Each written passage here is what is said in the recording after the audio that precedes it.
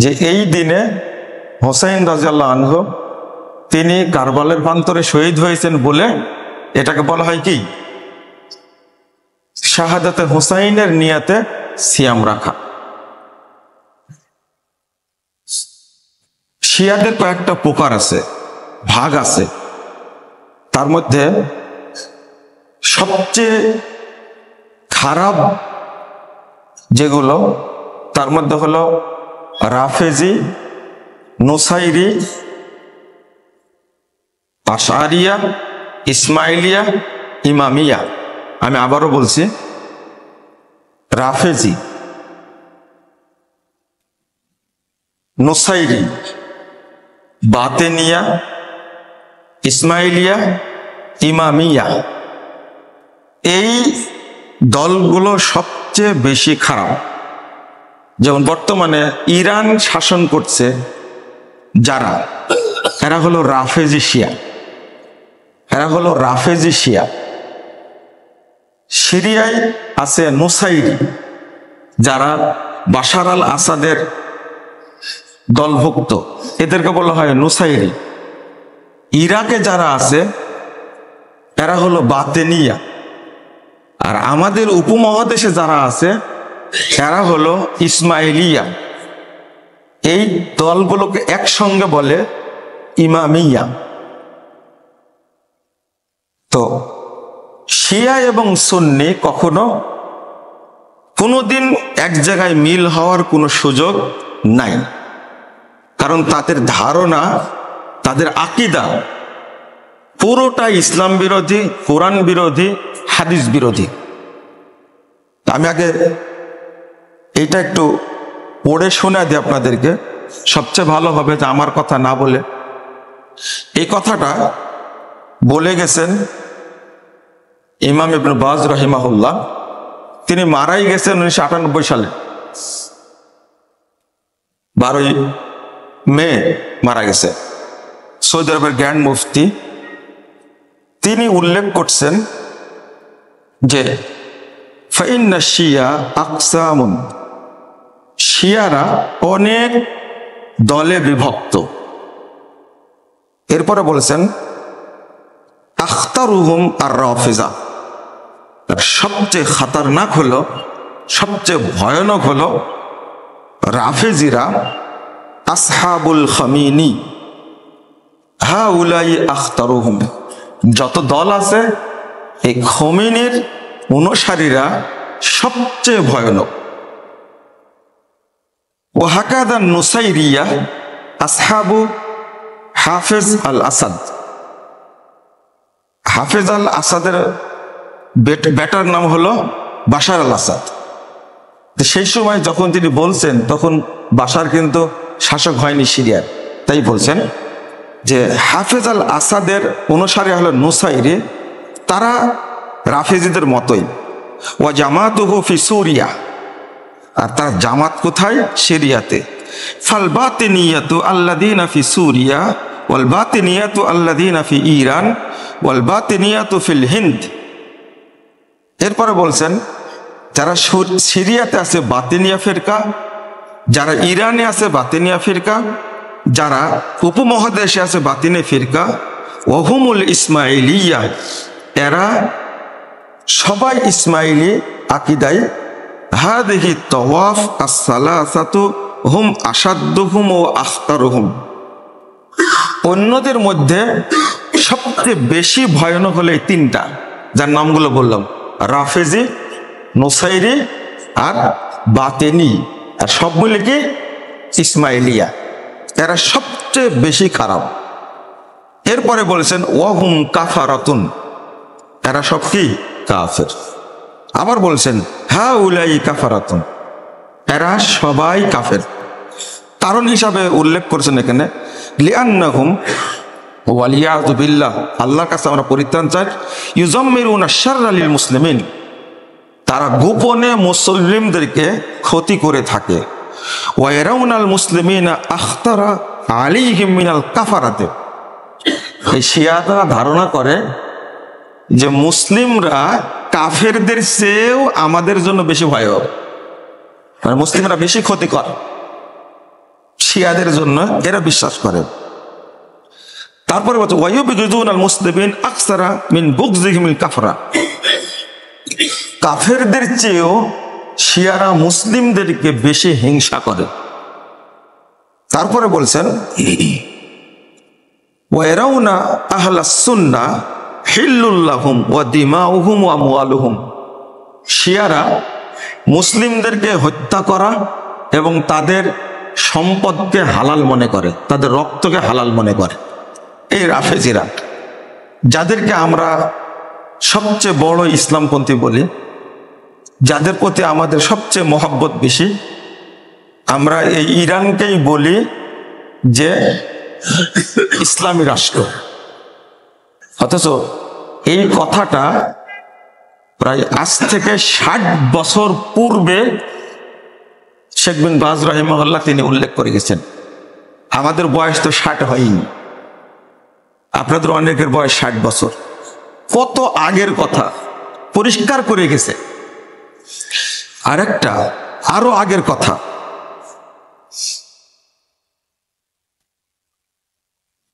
ছোট্ট একটা কথা, মিনহাজুস সুন্নাহ, ইমাম ইবনে তাইমিয়া মারা গেছেন 728 হিজরিতে।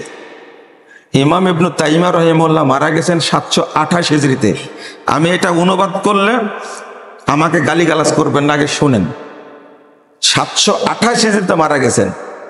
মিনহাজুস সুন্নাহ 338 পৃষ্ঠায় 3 নম্বর খণ্ডের তিনি বলছেন, ইবনে তাইমিয়া রাহিমাহুল্লাহ বলে যাচ্ছেন, ইযা সারাল ইয়াহুদু দাওলাতান বিল ইরাক ওয়া গায়রিহি, যদি ইহুদিরা ইরাক বা তার আশেপাশে কোন জায়গায় দাওলাতান,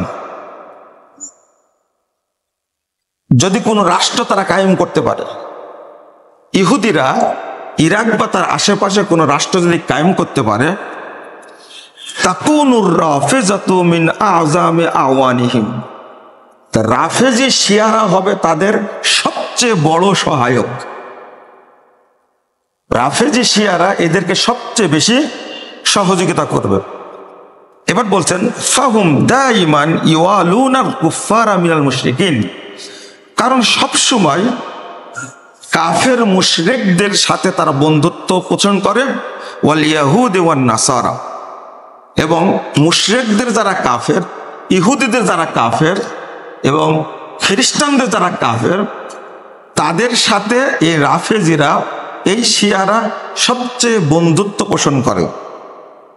ওয়ায়ুআবিনুনাহুম আলা কিতালিল মুসলিম ওয়া মুআদাতিহিম, আর রাফেজি শিয়ারা সবসময় মুসলিমদেরকে হত্যা করা এবং শত্রুতা করার ব্যাপারে ওই কাফেরদেরকে সহযোগিতা করে।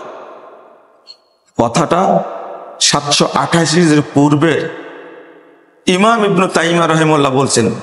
তখন কিন্তু মধ্যপ্রাচ্যে ইহুদিরা কোনো রাষ্ট্র গাড়তে পারেনি। 728 পর, আজ থেকে মোটামুটি আপনার 48 সালে, কতই 18 মে 48 সালে এই যাকে আমরা ইহুদি রাষ্ট্র বলছি, আমরা বলছি কি ইসরায়েল, তাই না? ইসরায়েল তো দখল, রাষ্ট্রটাকে তারা দখল করেছে। মুহাদ্দিসগণ বলছেন ইসরায়েল শব্দটা ইহুদিদের জন্য বলা যাবে না। কারণ হলো ইসরায়েল আমাদের নবীর নাম। ইসরায়েল আমাদের কি নবীর নাম। উপনাম হলো ইয়াকুব আলাইহিস সালামের উপনাম কি ইসরায়েল। তা আমরা ইহুদিদের কখনো ইসরায়েল বলবো না, কি বলবো? ইহুদি বলবো। এই ইহুদিরা এসে যখন ফিলিস্তিন দখল করলো, তখনই তাদের পৃথক রাষ্ট্র হিসাবে আমরা ইসরায়েল বলে স্বীকৃতি দিচ্ছি। ওরা ইহুদি, ওদের কোনো রাষ্ট্র ফিলিস্তিনে ছিল না, এখনো নাই, ভবিষ্যতে থাকবে না ইনশাল্লাহ। ফিলিস্তিন মুসলিমদেরই থাকবে ইনশাল্লাহ। এটা এই ইতিহাস অনেক লম্বা, যেহেতু আমরা এতটুকু আল্লাহকে বলি, এই অপবিত্র, এই মালউন যারা ফিলিস্তিনে এসে উড়ে এসে জুড়ে বসেছে, আল্লাহ তুমি তাদেরকে ধ্বংস করে দাও, আমিন। এবং ধ্বংস হবে ইনশাল্লাহ, ইনশাল্লাহ। আপনারা একটু খেয়াল করেন এই বাক্যটা, 728 হিজরির পূর্বে এই গ্রন্থটা লেখা কিন্তু জেলখানায় বসে। ইমাম ইবনে তাইমিয়া রাহিমাহুল্লাহ গ্রন্থটা লিখছেন জেলখানায় বসে। তখন কি এই পুরো শিয়াদের বিরুদ্ধে লেখা মিনহাজুস সুন্নাহ, তার মধ্যে ছোট্ট একটা কথা বলেছে তার ধারণা। এখন একটু চিন্তা করেন তো, এই ফিলিস্তিনে ইহুদিরা এসে যে বসলো, এদের সবচেয়ে বেশি সহযোগী কারা? আর একটা প্রশ্ন করি আপনাদেরকে, দাজ্জাল কোথা থেকে বের হবে? আপনারা উত্তর দেন তো, কেউ আছেন কিনা? ইরান থেকে বের হবে, তাই না? সবাই তো আলহামদুলিল্লাহ জানেন এটা। দাজ্জাল বের হবে কিন্তু ইরান থেকে। এটা রাসূল সাল্লাল্লাহু আলাইহি ওয়াসাল্লামের হাদিস, সহিহ মুসলিম আসছে, মুসনাদ আহমদ আসছে 13,343 নম্বর হাদিস, মুসনাদ আহমদের মধ্যে এসেছে। রাসূল সাল্লাল্লাহু আলাইহি ওয়াসাল্লাম বলছেন যে ইয়াখরুজুদ দাজ্জাল মিন আসবাহান মিন ক্বরিয়াতিল ইয়াহুদ, ইহুদি এলাকার, আসবাহান শহরের ইহুদি এলাকা থেকে দাজ্জাল বের হবে। ওয়া মাহু 70,000 মিনাল ইয়াহুদ, আর তখন তার সাথে 70,000 ইহুদি থাকবে। তার প্রমাণ এই ইরানে, আর আসবাহান শহরটা ইরানের তেহরান থেকে 341 কিলোমিটার দূরে, এবং ইবনু হাজার আসকালানি থেকে নিয়ে সব আলেম, এখনো দ্বিমত নাই, সবাই বলছেন আসবাহান শহরটা হলো ইরানের মধ্যে, সবাই বলছেন। তো এদের সাথে থাকবে 70,000 ইহুদি। একটা জটিল একটা ব্যাপার হলো যে এই তথ্যটা এরা শিয়ারা ঘুরাই দিছে। এক শ্রেণীর লোক বলছে, আমাদের বক্তারা বলছে, ভাইরাস বক্তা, তারা বলছে এই দাজ্জাল বের হবে জেরুজালেম থেকে, আবার কেউ বলছে খোরাসান থেকে বের হবে। এই তথ্যটা শিয়ারাই ঘুরাই দিছে। কারণ মানুষ যদি জেনে ফেলে যে ইরানেই দাজ্জাল আছে এবং দাজ্জালকে প্রতিপালন করছে কারা, এই যে শিয়াদের কথা আমরা যে বলছি, ইহুদি বলার কারণটা কি? বাংলাদেশে কয়টা গির্জা আছে ইহুদিদের? সৌদি আরবে কয়টা গির্জা আছে? অথচ খ্রিস্টান ইহুদিদের গির্জা আছে ইরানে 250-র অধিক, 250-র বেশি। তো এই ইরান ইসরায়েলে কি করে, অর্থাৎ ইহুদিদের উপরে কিভাবে হামলা করবে? ওরা ছেড়ে দেবে? যেমন আমেরিকা সবসময় ইহুদের পাশে থাকে, অনুরূপভাবে প্রায় 160টার মতো খ্রিস্টানদের গির্জা আছে শুধু তেহরানে। অথচ দুর্ভাগ্য হলো এই ইরানের বুকে একটাও সুন্নি মসজিদ নাই, একটাও নাই। আপনারা যারা গোপনে প্রশিক্ষণ দিয়ে আসছেন ইরানে গিয়ে খোমেনির বাহিনী হিসাবে, আমি বহু আগে বলেছি, আজকেও বলছি, আপনাদের কালেমা শাহাদত পড়া লাগবে। অবশ্যই কালেমা শাহাদত পড়তে হবে, এবং একজন ইমামের কাছে গিয়ে পড়বেন, সাক্ষী রেখে বলবেন আমি নতুন করে মুসলিম হলাম। আমি 3 জনকে কালেমা পড়াইছি আলহামদুলিল্লাহ, একজন মহিলা, 2 জন পুরুষ, তাও আজ থেকে 5-7 বছর আগে। এই ইরান সম্পর্কে ধারণা নাই বলে আমরা তাদের পক্ষ নিয়ে অনেক কথা বলে থাকি। কিন্তু আমি যে কথাটা বললাম, যে হাদিসটা পেশ করেছি 2229 নম্বর হাদিস, ইবনে মাজার মধ্যে এসেছে, মুহাম্মদ রাসূলুল্লাহ সাল্লাল্লাহু আলাইহি ওয়াসাল্লাম বলছেন, ইউবহাসু কুল্লু আবদিন ইয়াউমাল কিয়ামা আলা নিয়াতিহিম, প্রত্যেক ব্যক্তিকে কিয়ামতের মাঠে তার নিয়াতের উপরে উঠানো হবে। মানে আপনি মুখ দিয়ে কি বলেন এটা তো মুনাফিকই হতে পারে, অন্তর দিয়ে মুনাফিকি করা যায় না। যায় কি দিয়ে মুনাফিকি করা যায়? আচরণ দিয়ে, কথা দিয়ে, কাজ দিয়ে মুনাফিকি করা যায়, এই অন্তর দিয়ে মুনাফিকি করা যায় না। এই জন্য রাসূল সাল্লাল্লাহু আলাইহি ওয়াসাল্লাম বলছেন প্রত্যেকেই কিয়ামতের দিন উঠবে, একটা হাদিস না। ওয়াল মুনাফিকু আলা নিফাকিহি ওয়াল কাফিরু আলা কুফরিহি ওয়াল মুমিনু আলা ঈমানিহি, মুমিন হলে ঈমান নিয়ে উঠবে, মুনাফিক হলে নিফাক নিয়ে উঠবে, কাফের হলে কুফর নিয়ে উঠবে। কিয়ামতের মাঠে সব প্রকাশ করে দিবেন। এখন মনে করেন আপনার অন্তরে বিদ্বেষ আছে, এই বিদ্বেষ নিয়ে আপনি মারা গেলেন, তাহলে কিয়ামতের মাঠে কি নিয়ে উঠবেন? ওই বিদ্বেষ নিয়ে উঠবেন। আপনার ভালোবাসা আছে কার প্রতি?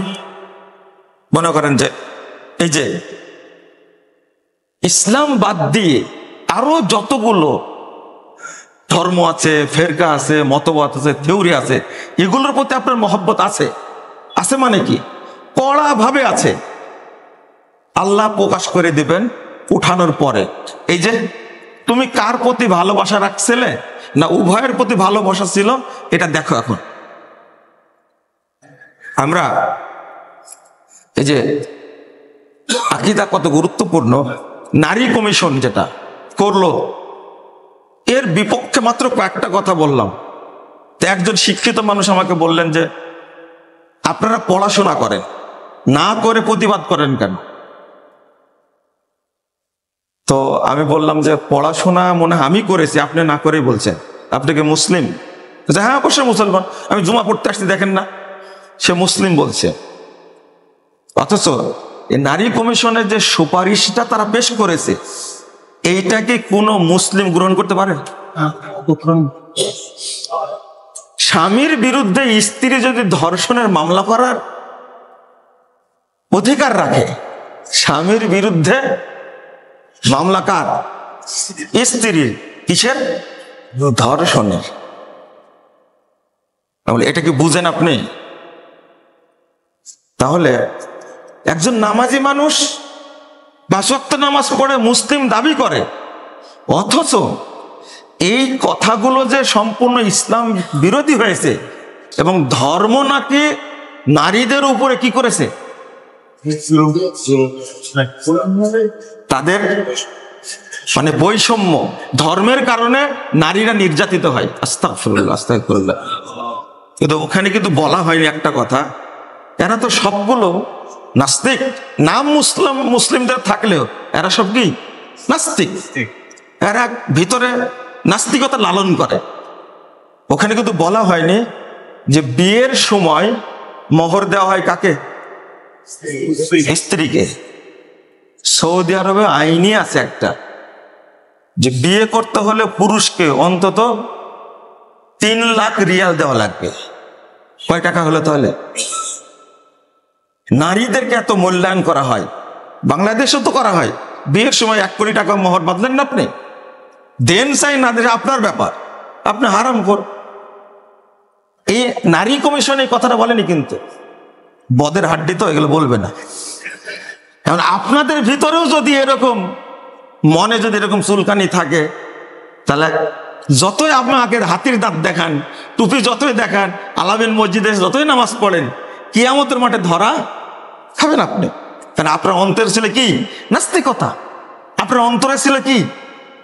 বিদ্বেষ। এই যে বক্তব্যগুলো শুনছেন আর আপনি ফুলছেন এই মর্মে, এই যে আপনি কি বলেন যে সৌদি আরব হলো 1 নম্বর মুনাফিক, কারণ তারা হলো ইহুদিদের দালাল, আর সৌদি আরবের আলেমরা হলো রিয়ালখোর, আর তাদের পক্ষে আপনি কথা বলেন। হয়তো আপনার মনে এই বিদ্বেষটা আছে, আপনার মুখের কথা শুনতে চাই না, আপনার আচরণও দেখতে চাই না। আমরা আপনার অন্তরটা পরিষ্কার চাই। আলোচনার কারণ হলো যে আপনাকে এইগুলো বুঝতে হবে। নিঃসন্দেহে ইবনু তাইমিয়াকে আপনি ভালোবাসেন, অবশ্যই ভালোবাসেন, কিন্তু আজকে ইবনু তাইমিয়া রাহিমাহুল্লাহর কথাটা আপনি বিশ্লেষণ করবেন খুব ভালো করে, যে 728 হিজরির পূর্বে তিনি কথাটা বলে গেলেন, এর রহস্যটা কি?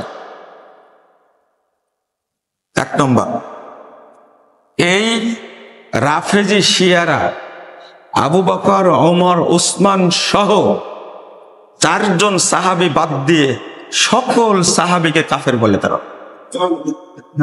কাফের বলে। আপনি কিভাবে ইরানের পক্ষে, হুতির পক্ষে, আপনি হিজবুল্লাহর পক্ষে কথা বলেন কি করে? এটা আপনার বোঝা উচিত। 2 নম্বর, তারা আমাদের কাছে যে কোরআনটা এসেছে, আস্তাগফিরুল্লাহ, এই কোরআনকে তারা বলে এটা বিকৃত কোরআন, নাউজুবিল্লাহ। এই রাফেজিদের কোরআনের আয়াত হলো 18,000। কত? 18,000। ওদের কোরআনটা বাড়ায়া করেছে 90 পারা। আমাদের কোরআনের আয়াত কত? যেটা আল্লাহ প্রদত্ত 30 পারা, 6,236টা আয়াত আছে। তাদের কোরআন আয়াত কত? 18,000। এবার আপনি চিন্তা করেন যে তারা কোরআনের কত ভাগ বাড়াইছে? তাহলে 2 ভাগ বাড়ায় 30 পারা 2 পারা করেছে, 90 পারা করেছে। অথচ আমাদের কোরআনটাই নাকি কি বিকৃত। যদি কোরআনের একটা হরফ কেউ অস্বীকার করে, সে মুসলিম থাকে না কাফের হয়ে যায়? কাফের হয়ে যায়, এ তো কোনো সন্দেহ নাই। 3 নম্বরটা হলো এই রাফেজি শিয়ারা এইতে কাদান স্পষ্ট মনে করে এই আয়েশা রাদিয়াল্লাহু আনহার কারণেই আলী খলিফা হতে পারেনি, খলিফা হয়েছে কে? আবু বকর। নাউজুবিল্লাহ, আস্তাগফিরুল্লাহ। কয়টা বললাম? 4 নম্বর বললাম, 3 নম্বর। 3। 4 নম্বরটা হলো, আমি 5টার উপরে কথা বলছি। 4 নম্বরটা হলো এই ফাতেমা রাদিয়াল্লাহু আনহা জিনা করেছিলেন, এতে কোনো সন্দেহ নাই। আস্তাগফিরুল্লাহ। মা আয়েশার মর্যাদা কত বেশি বলেন তো। মা আয়েশার কত মর্যাদা। এই যে কথাটা যে আয়েশাকে আল্লাহ আয়াত নাজিল করে তাকে পবিত্রতা ঘোষণা করছেন, সুবহানাল্লাহ। কেমন এত দিনদার, এত জ্ঞানী, এত বুদ্ধিমতী, 56টা বছর আল্লাহ তাকে বাঁচায় রাখছিলেন শুধু শরীয়ত প্রচার করার জন্য। 18 বছর বয়সে মারা গেছে, স্বামী ছাড়ছেন 18 বছর বয়সে। 58 হিজরিতে গিয়ে মারা গেছে, চিন্তা করতে পারছেন আপনি? অথচ তাকে শিয়ারা বলে জেনার কারণে মহিলা। আস্তাগফিরুল্লাহ, আস্তাগফিরুল্লাহ, আস্তাগফিরুল্লাহ। 5 নম্বরটা হলো যে যারা ইমাম মাহাদি নামে যেটা আসবে, এটা হলো আমাদের 12 ইমামের শেষ ইমাম। তিনি আকাশে মেঘের মধ্যে আছে, তিনি শিয়াদের ইমাম হিসাবে জমিনে আসবেন। নাউজুবিল্লাহ, আস্তাগফিরুল্লাহ। ইমাম আলবানী রাহিমাহুল্লাহ এই 5টা সম্পর্কে জিজ্ঞেস করেছিলেন আলবানীকে। আলবানীর কথাটা শুনেন আপনারা। জিজ্ঞেস করেছিলেন যে রাফেজি খমিনীদের এই 5টা দাবি কি ঠিক আছে? তিনি বলছেন, ইন্না কুল্লা কাউলিন মিন তিলকাল আকওয়ালিল খামসা, এই 5টা কথা কুফরুন বাওয়াহুন ওয়া শিরকুন সরিহুন, এটা স্পষ্ট কুফরি এবং পরিষ্কার শিরক। লি মুখালাফাতিহিল কুরআনিল কারীম ওয়া সুন্নাতিল মুত্তাহিরা ওয়া ইজমাইল উম্মাহ ওয়া মা হুয়া মা'লুমুন মিনাদ-দ্বীন বিয-যুরুরা। তিনি বলছেন কোরআনে কারীম, পবিত্র সুন্নাহ এবং মুসলিম উম্মার ইজমা এবং দ্বীনের জরুরি যত বিষয় আছে, ওয়াজিব, সবগুলোর বিরোধী কথাগুলো। এরপরে বলছেন ফালিযালিকা ফাকুল্লু মান ক্বালা বিহা মুতাকিদান আও ওয়ালাউ বিবাদিন। বলছেন যদি কেউ অন্তর থেকে কথাটা বলে অথবা কোনো একটা বলে, এগুলোর কোনো একটা বলে, ফাহুয়া মুশরিকুন কাফিরুন ওয়া ইন সামা ওয়া সাল্লা ওয়া জামা আন্নাহু মুসলিম। ওই ব্যক্তি মুশরিক, ওই ব্যক্তি কাফের, ওই ব্যক্তি যদিও সিয়াম রাখে, সালাত আদায় করে, যদিও নিজেকে মুসলিম মনে করে, তাহলে কাফের। এই কথাগুলো একটা যদি কেউ মনে করে ঠিক আছে, তাহলে কাফের হয়ে যাবে, সে মুশরিক হয়ে যাবে। এখন বলেন যে আরো যে কাজগুলো করেছে, রাফেজি শিয়াদের ধারণা হলো আবু বকর এবং উমর এই দুইটাই হলো হামান এবং কারুনের মতো। হামান এবং কারুনের মতো এরা যেমন কাফের, আবু বকর উমরও তেমনি কি কাফের। আস্তাগফিরুল্লাহ আল-আযীম, আস্তাগফিরুল্লাহ।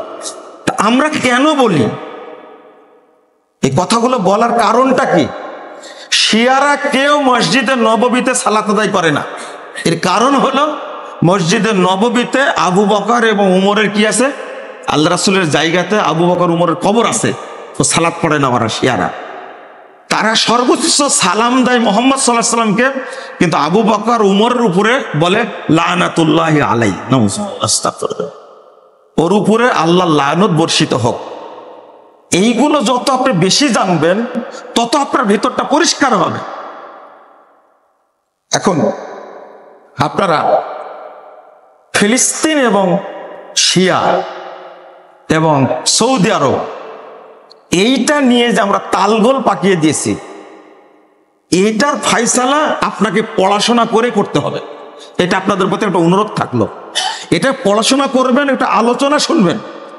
যেমন 1 নম্বর অভিযোগ হলো যে সৌদি মুনাফিক এরা ফিলিস্তিনকে কোনো সহযোগিতা করে না, কোনো সহযোগিতা করে না। এখন একটা প্রশ্ন হলো, সহযোগিতা যদি আপনি করতেন, করার পরে যদি বলতেন যে তারা করে না আমরা করি, তাহলে একটা কথা ছিল। আপনি কি ফিলিস্তিনি কোনো সহযোগিতা করেন? মনে হয় আপনি কি সহযোগিতা করেছেন? যে টাকাটা দিয়েছেন ফিলিস্তিনের জন্য, ওই টাকাটা ফিলিস্তিনে গেছে বলে মনে হয় আপনার কাছে? হ্যাঁ, কি মনে হয় আপনাদের কাছে? খোঁজ নেন তো, যান খোঁজ নিয়ে বললেন যে গেছে। খোঁজ নেন, ভালোভাবে খোঁজ নেন যে ফিলিস্তিনিদের কাছে পৌঁছেছে আমার টাকাটা, এটা একটু আমার খোঁজ দিয়েন। আমরাও পাঠাইছি, অনেক টাকা পাঠাইছি, কিন্তু আমি সন্দেহান টাকাটা গেছে কিনা। কিন্তু সৌদি আরবের এটা আপনাদের কাছে বলি, এটা আরবি থেকে অনুবাদ করে আপনাদেরকে একটু শোনাই, একবারে শুরুর থেকেই আমি অল্প করে বলবো। 2000 সালে সৌদি আরব সরকার প্রথম জেরুজালেম ফান্ড এবং আল আকসা ফান্ড গঠন করে। জেরুজালেম ফান্ড এবং আল আকসা ফান্ড, তার আগেও হতে পারে, এটা তথ্যটা পাইনি। সেই সময়ে আল আকসা ফান্ডে $200 মিলিয়ন দান করে সৌদি আরব। যদিও চেষ্টা করছে বহু আগে থেকে, 1948 সালের আগে থেকে, আমি বলছি এই 2000 সালের পর থেকে। এবং জেরুজালেম ফান্ডে দান করে $50 মিলিয়ন। 2001 সালে সৌদি ডেভেলপমেন্ট ফান্ড এর মাধ্যমে উন্নয়ন প্রকল্পে, স্বাস্থ্য এবং শিক্ষা, আবাসন প্রকল্পে দান করে $300 মিলিয়ন। 2002 এবং 2004 সালে সৌদি আরব দান করে কর্তৃপক্ষকে $185 মিলিয়ন। 2004 সালে দান করে তাদের বাজেটকে সমৃদ্ধ করার জন্য দান করে $46 মিলিয়ন, 46.2। 2013 সালে সৌদি আরব আল আকসা ফান্ডকে দেয় $100 মিলিয়ন। 2014 সালে দেয় গাজা পুনর্বাসনের জন্য দিয়েছে $500 মিলিয়ন। 2014 সালে 2015 সালে জানুয়ারি মাস থেকে 2015 সালে বলছেন সৌদি রাষ্ট্রদূত যে 13 সাল থেকে প্রতি মাসে ফিলিস্তিন কর্তৃপক্ষকে $20 মিলিয়ন করে দেওয়া হয়। প্রতি মাসে $20 মিলিয়ন, মানে কত টাকা? $20 মিলিয়ন প্রতি মাসে দেয়। আমার পক্ষ থেকে কয় টাকা গেল? এইবার আপনারা হিসাব দেবেন আমাকে, আমি তো এইগুলো বললাম, আরো অনেক হিসাব আছে। আপনারা হিসাব দিবেন যে তুরস্কের এরদোগান চাপাবাজ ফিলিস্তিনকে কয় ডলার দিয়েছে। তুরস্ক কিন্তু ন্যাটোর সদস্য, এটা জানেন তো? হ্যাঁ, তো ইসরায়েলও হামলা করতে পারবে কেন? আপনারা, আমি বলেছি শুরুতেই, একটা বিশাল ইতিহাসকে এক বাক্যে উল্লেখ করা সম্ভব না। আমরা হামাস বিরোধী না, আপনারা আগেই বলি হামাস বিরোধী না। তবে সৌদি আরব একটা বড় ভুল করেছে, একটা বড় ভুল করেছে সৌদি আরব। সেটা হলো যখন 1987 সালে 14 ডিসেম্বর হামাস তৈরি হয়, তখন সৌদি আরব তাদেরকে 88 সালে বিশাল একটা ফান্ড দিয়েছিল যে ঠিক আছে তোমরা এবার গাজা মুক্ত করো। তার কারণ ছিল কি জানেন? কারণ ছিল PLO, প্যালেস্টাইন লিবারেশন অর্গানাইজেশন, এই সংগঠনটা যে সাদ্দাম যে কুয়েত দখল করল, তাই না? ছেলের নাম সাদ্দাম রাখছেন, নাতির নাম সাদ্দাম রাখছেন, মানে আমরা সবাই সাদ্দামের পক্ষে। আর ঠিক এইভাবে পিএলও পক্ষ নিয়েছিল, এই সাদ্দামের পক্ষ নিয়েছিল। সৌদি আরব তখন হামাসকে সহযোগিতা করে, হামাসকে বড় করে, গাজাকে বিশাল ফান্ড দিল, রিয়াদে অফিস তৈরি করে দিল, জেদ্দায় অফিস তৈরি করে দিল, ফান্ড দিয়ে মোটা করে দিল। কিন্তু সেই হামাস এসে সৌদি আরবের সাথে আবার মুনাফিকি করলো। কি মুনাফিকি? প্রথম মুনাফিকি ধরা পড়লো হলো 2006 সালে। হামাস এবং ফাতাকে এক করার জন্য মন্ত্রণা বিতরণ করে দিল, কিন্তু ফাতাকে তারা গাজায় টিকতে দিল না। এক তো রক্তকে সংঘর্ষ করে গাজা থেকে ফাতাকে তাড়িয়ে দিল। খেয়াল করেন, আপনারা যত আফসোস করছেন হামাসের ব্যাপারে, আপনারা যত আফসোস করছেন, ফিলিস্তিনের পশ্চিম তীরের মুসলিমরা এই আফসোসটা কি করছে? কি মনে হয় আপনাদের কাছে? মাহমুদ আব্বাস কি সেই আফসোসটা করছে? সৌদি আরব সকল প্রচেষ্টা ব্যর্থ হওয়ার পরে হামাসের পিছন ছেড়ে দিয়েছে। বিশেষ করে 13 সালে যখন মুরসি ক্ষমতায় নামা দিল মিশরে, এই হামাস তখন পক্ষ নিল কার? মুরসির পক্ষ নিল। হামাস আসলেই হলো হারাকাতুল আপনার মোকাওয়ামা আল ইসলামিয়া, এর পূর্ণরূপ হলো হামাস। হামাস হলো মিশরের ব্রাদারহুডের শাখা। মিশরের মুসলিম ব্রাদারহুডের শাখা খুলে কোথায়? গাজাতে। এরা হলো হামাস। আর ফাতা হলো অরিজিনাল ফিলিস্তিন। 1959 সালে ফাতা গঠন করে, তখন ছিলেন সভাপতি ইয়াসির আরাফাত। এরপরে 64 সালে এসে গঠন হয়েছে পিএলও। আপনি ভাবেন বিষয়টা, ফাতাকে তাড়িয়ে দিল কেন? এখন হামাস একা হয়ে গেল। আর পাশে থেকে খুব সুন্দর করে উস্কানি দিল ইরান। উস্কানি দিয়ে কি করলো? এই যে গত অক্টোবরের ঘটনা। আমরা বিষয়টাকে প্রত্যেকটা বিষয় বিশ্লেষণ করা বলার চেষ্টা করি, কিন্তু প্রথমে আপনাদের ব্রেনে এগুলো ধরে না। আপনারা সমালোচনা করেন। যেমন আপনাদের একজন বলেছিলেন যে 3 মিনিট বেশি করে ইফতার করলে এমন কি যায় আসে, এইটা নিয়ে আপনারা এত পড়া কেন, তাই না? ইফতারের সময়ের সাথে কয় মিনিট যোগ করেন? 3 মিনিট। এর সাথে যোগ হতে আরো 2 মিনিট বেশি করে। 54 বছর সময় লাগেছে এটা বুঝাতে আপনাদেরকে। কত বছর? 54 বছর পরে এসে ঘোষণা দিল এই 3 মিনিট থাকবে না। স্পষ্ট করতে 3 মিনিট থাকবে না। কেন ঘোষণা দিল 54 বছর পরে? এটা বুঝতে সময় লাগলো কেন? মসজিদ কত ভেঙে দিয়েছে, কত ইমামকে গ্রেফতার করেছে, এইদের বিচারটা কে করবে? এখন গালি দিলেন, এরাই হলো ইহুদিদের দালাল, এরা হলো শিয়া, এরাই হলো কাদিয়ানি। আহলে হাদিসদেরকে শিয়া কাদিয়ানি বলে, ইহুদিদের দালাল বলে, ইংরেজদের দালাল বলে, জারজ সন্তান বলে গালি দিয়েছে শুধু 3 মিনিটের কারণে। মসজিদ মাদ্রাসা ভেঙে দিয়েছে, গ্রেফতার করেছে। আলহামদুলিল্লাহ, গত রমাদান থেকে সবাই ইহুদিদের দালাল হয়ে গেছে। সবাই ইহুদির দালাল। শান্তিনগর এক মসজিদে 2 দিন চালাইছে ওইভাবে আজান, কিন্তু 3য় দিনে কে যেন ঠেলা দিয়েছে, আল্লাহ ভালো জানে, ঠিক টাইম আজান দিছে। আমি একটু জিজ্ঞেস করলাম যে ঘটনা কি, 2 দিন চললে এইভাবে, আজকে সঠিক? বলছে না, আজকে ফজরে একজন এসে আচ্ছাটারে দিয়েছে, ভালো করে ধাতানি একটা দিয়েছে, ওই জন্য আজকে সঠিকভাবে আজান দিয়েছে।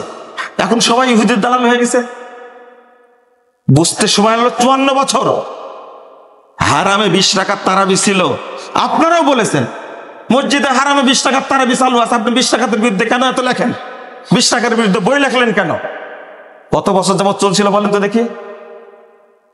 হিসাব মূলে প্রায় 1200-1300 বছর যাবত চলছিল এটা 20 টাকা। এখন আছে না নাই? আছে। এখন আপনি কি বলবেন?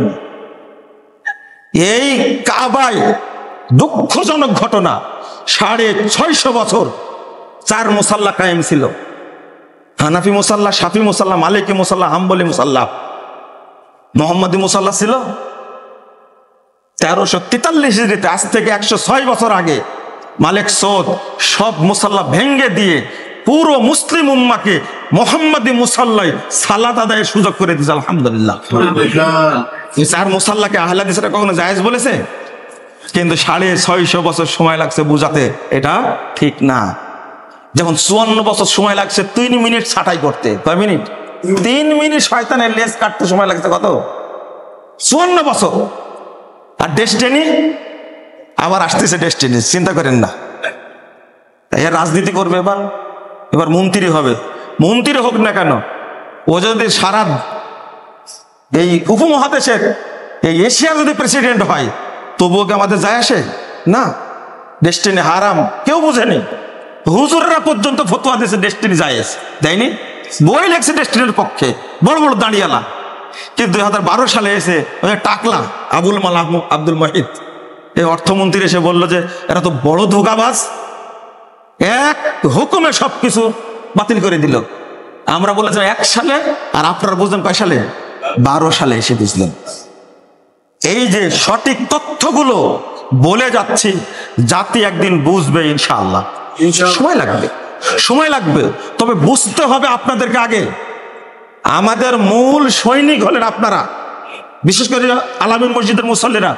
তাদেরকে বেশি সম্মান করি, তারা বেশি পড়াশোনা করে, তারা বেশি মনোযোগ দিয়ে বক্তব্য শুনে বুঝার চেষ্টা করে। মূল সৈনিকই আপনারা আমাদের। আমরা তো শুধু আধা ঘন্টা 1 ঘন্টা বক্তব্য দিয়ে চলে যাই। কাজ করেন কারা? আপনারা করেন। এই তথ্যগুলো আজকে এত চাপাবাজি করছে ফিলিস্তিনে, হায় প্রায় 60 থেকে 65 হাজার নিরীহ মানুষকে হত্যা করেছে এই ইহুদিরা। আমার অস্ত্র নয়, শস্ত্র নয়, আমি যুদ্ধ করবো কি করে? কেন আপনারা একটা ইরদোগানের কাছে দরখাস্ত করেন যে আজারবাইজান থেকে 80% তেল আসে তুরস্কের উপর দিয়ে, তুমি মুসলিম জাহানের খলিফা হিসাবে লাইনটা কেটে দাও। পারবে? এরদোগানের বাপকে তুলেন তো কবর থেকে, পারে কিনা দেখি, আবেদন করেন। আপনার ইরান কি করেছে তাদের জন্য, ফিলিস্তিনের জন্য কি করেছে? একটা উদাহরণ দেন দেখি। একটা যে ক্ষেপণাস্ত্র মারছিল, তেলা পোকা মরেনি একটা।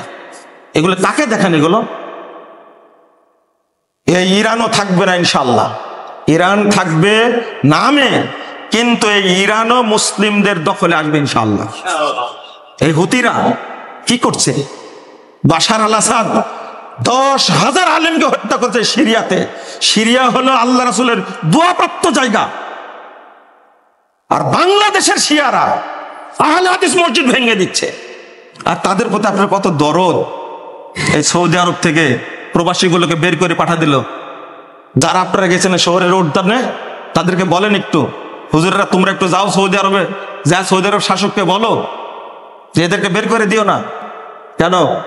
সালমানের ছবি, আপনি একজন সুন্নি মুসলিম হয়ে মালিক সালমানের ছবি তৈরি করে তার ছবিতে জুতা মারলেন আপনি?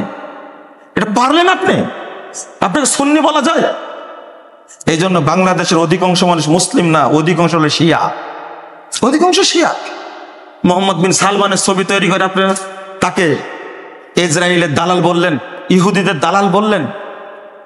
সৌদি আরব থেকে কোনো বিমান কি যায় ইহুদির দেশে? যায়? ইসরায়েল যাকে বলছে সেখানে যায়? প্রমাণ আছে? কিন্তু প্রতিদিন কয়টা ফ্লাইট প্রচলিত হয় কয়টা ফ্লাইট? তুরস্ক থেকে কয়টা হয় দেখেন আপনি, ইরান থেকে কয়টা হয় দেখেন আপনি। সৌদি আরবের কোন লোকের পাসপোর্টে ইসরায়েলের কোন সিলমার আছে কিনা দেখেন তো দেখি। আর আমার দেশের হুজুরেরা কত ইহুদিদের দালাল হয়, সুন্দর করে সব দেখে এসে বলছে আমরা ফিলিস্তিন দেখে আসলাম। কত পাসপোর্ট নিয়ে গেছে কারে? পাসপোর্ট নিয়ে গেছে কোথায় থেকে? ইসরায়েলি পাসপোর্ট নিয়ে গেছে, তাদের সাপোর্ট নিয়ে গেছে, বলছে আমরা ফিলিস্তিন বেড়া আসছিলাম। এইগুলো মানুষ এক সময় বুঝবে, সময় আসবে। কিন্তু এর মাঝখান থেকে অনেক গালিগালাজ শুনতে হবে, অনেক ইট খেতে হবে, অনেক গালমন্দ হবে, হোক, তাতে যায় আসে না। ইনশাল্লাহ বাংলাদেশের মানুষ এক সময় পরিষ্কার বুঝবে এবং সংশোধন হবে ইনশাল্লাহ। যদি 1 মিনিট বলি, পূর্বে আব্বাসীয় খেলাফত কেন ধ্বংস হয়েছে, উমাইয়া খেলাফত কেন ধ্বংস হয়েছে, উসমানীয় খেলাফত কেন ধ্বংস হয়েছে, এমনকি বাগদাদের খেলাফত যে ধ্বংস হলো টাইগ্রিস নদীতে, যেভাবে স্রোত বন্ধ হলো, গবেষণাগার ধ্বংস হলো, এগুলোর পিছনে 1 নম্বর হাত ছিল শিয়াদের, ইসমাইলি শিয়াদের। এইগুলো ইতিহাসও আপনাকে জানতে হবে এবং আমাদের আকীদাটা পরিষ্কার করতে হবে। আমাদের বিশ্বাস হারামাইনের প্রতি আছে এবং থাকবে ইনশাআল্লাহ। হারামাইন আক্রমণ করার চেষ্টা করছে বহুদিন থেকে, সবচেয়ে বেশি চেষ্টা করছে কাসেম সুলাইমানি। এই কাসেম সুলাইমানের মাধ্যমে 7,000 আলেমকে হত্যা করেছে ইয়ামানে। ইয়ামানে যুদ্ধ চলছে, ইয়ামান একদিন সুন্নিদের দখলে আসবে ইনশাআল্লাহ। এই হুতিরা এক উৎখাত হবে, 53 বছর সময় লাগছে সিরিয়া থেকে উৎখাত করতে। আপনারা একটু চিন্তা করেন, লা হাওলা ওয়ালা কুওয়াতা ইল্লা বিল্লাহ। যখন সিরিয়া জয় হলো, তখন সিরিয়ার রাষ্ট্রপ্রধান প্রথম দেখা করলো কোথায় গিয়ে? সৌদি আরবে গিয়ে।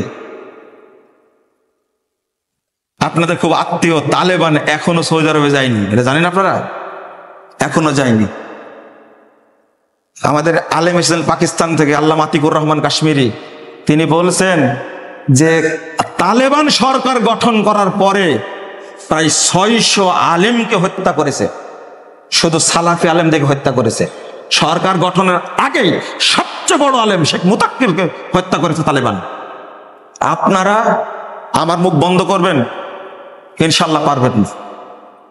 ডক্টর ইউনূস সাহেব যতদিন আছে বলে যাই, কেন হত্যা করবে? আহলে হাদিসের মসজিদগুলো বন্ধ করে দিয়েছে, আহলে হাদিস মাদ্রাসাগুলোকে বন্ধ করে দিয়েছেন, আর বাংলাদেশটাকে ওই আদতে সাজাতে যাচ্ছেন, তাই না? যতদিন আহলে হাদিসরা আছে বাংলাদেশে ততদিন সম্ভব হবে না ইনশাআল্লাহ। ইনশাআল্লাহ কুরআন সুন্নাহয় বিজয়ী হবে ইনশাআল্লাহ। ইনশাআল্লাহ আপনারা দোয়া করবেন অন্তর থেকে, আল্লাহ যেন মুসলিম উম্মাকে হেফাজত করেন।